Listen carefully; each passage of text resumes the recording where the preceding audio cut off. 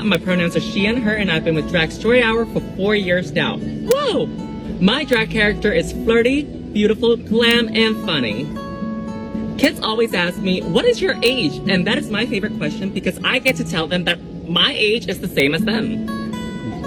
My favorite part of Drag Story Hour is getting to read to the kids because I wanted to become a teacher when I was younger and I get to do it now, except with the wig on. Come to the next Drag Story Hour because it can get educational, fun, and entertaining. Of course, this isn't the first person who identifies as trans age. Many of you may have seen this 6-year-old girl. Why, hello. Welcome to Stephanie's Playtime. I hope my little sockets have been good. We have an adventure for you. Come on in and see what we found. In my mind, I'm a girl. I was never allowed to be a little girl. So I'm filling that tank of little girl experiences. You've probably noticed there's a lot of people worried about their safety because I identify as a 6-year-old. Well, guess what? It doesn't matter. Now, you might think that this carbon-based life form that identifies as a 6-year-old girl is just trolling, but they're not. Melanie, it's Stephanie. Will you wake up for our friends and practice your piano? Hi, Stephanie. I love playing piano. Thank you. And according to liberalism today, we're supposed to respect a person's pronouns and their individual unique identity. So you've made your bed, liberals. Now lie in it. This is a 6-year-old girl. And this is a 9-year-old boy, another trans age person whose identity must be respected, who was arrested for assaulting 2 young girls ages 6 and 8. This is the kind of person who insists on reading young children books at Drag Queen Story Hour at the local library. Like the Houston Public Library, which admitted that a registered child sex offender was one of the drag queens who read the books to the children at their drag queen story time. Surprisingly, there is at least one drag queen on planet Earth who has spoken out against this practice, who goes by the name Kitty Demure. What in the hell has a drag queen ever done to make you have so much respect for them and admire them so much?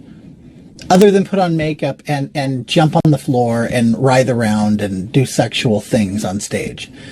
I have absolutely no idea why you would want that to influence your child. Would you want a stripper or a porn star to influence your child? It makes no sense at all. A drag queen performs in a nightclub for adults. There is a lot of filth that goes on, a lot of sexual stuff that goes on. And backstage, there's a lot of nudity, sex, and drugs. Okay? So I don't think that this is an avenue you would want your child to explore. That's a very good point, sir. And I'm sure that CPAC will invite him to come and speak at their conference next year to show how inclusive they are. Did you see this clip of Matt Schlapp, the founder and leader of CPAC? Just yes or no. Should gay men be allowed to adopt young boys? Oh boy, you know, I don't even know what does our church fight those positions, and I don't know what the policy position is of the church. I just don't know if it's right or wrong. I mean, do you consider 2 gay men who have children, whether they've gotten them through IVF or rent-a-womb or whatever it is, do you consider that a family? Yes. You do? Yeah. CPAC, by the way, stands for Conservative Political Action Conference, but what have they conserved over the years with their cowardice? It's no surprise that CPAC will never invite me to come and be a speaker there, because I'm not a Republican establishment shill. Not to say that there aren't some good speakers there, but obviously I'm way too honest for CPAC to allow me to speak on stage. But thankfully this year, 2022, many conservatives and even Republican members of Congress, although still just a small handful of them, finally stopped being such cowards. But only because Gay Pride Month in June of this year was so overtly cultural Marxist that they couldn't help but realize that us independent little YouTubers who have been on the front line of the culture war for 15 years were right. But all the brand name conservatives completely ignored our warnings about what was happening to the culture and instead cozied up with the opposition Like Charlie Kirk posing for pictures with drag queens to show how inclusive the Republican Party was. What I think is the position that needs to be articulated better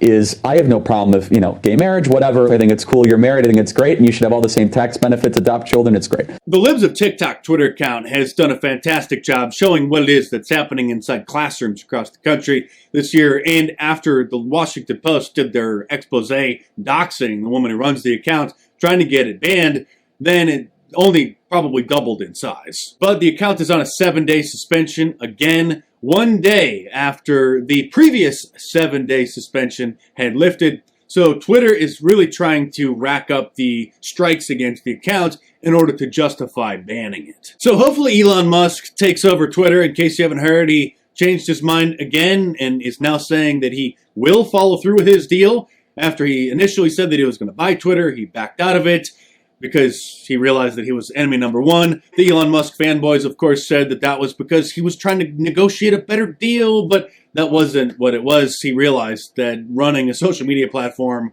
that supports free speech would make him enemy number one. I did a previous video on this in case you missed it. But he now says that he will buy it for the original offer price, because he was going to lose his lawsuit to back out of the deal, which would have cost him $1 billion penalty fee. But the assault on our culture is nonstop. The Marxists are moving on all fronts. The new Scooby-Doo movie, Trick or Treat Scooby-Doo, depicts Velma as being a lesbian. And as promised, here are your Scooby snacks.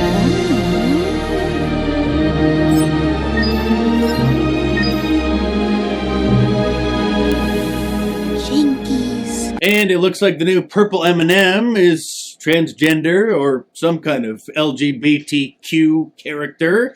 The candy company said that she is proud to be herself, which of course is code for queer. And you may recall that last year, the Twix candy company, which actually is owned by the same parent company as M&M's, put out that commercial depicting a boy wearing a dress. The more cultural Marxist propaganda the liberal media industrial complex puts out, the louder it has to be denounced. The days of conservatives and Christians cowering and capitulating to the left out of concern that they might try to stick certain labels on us are over. And to support my work, click the join button below the video to become a paid subscriber to my channel for $5 or $10 a month, or click the thanks button to leave a super thanks tip in the comments. It's sort of like a super chat in a live stream, but it highlights your comment down in the comment section, and it's a great way to support the channel. So take a look below the video and find the join or the thanks button, and check them out.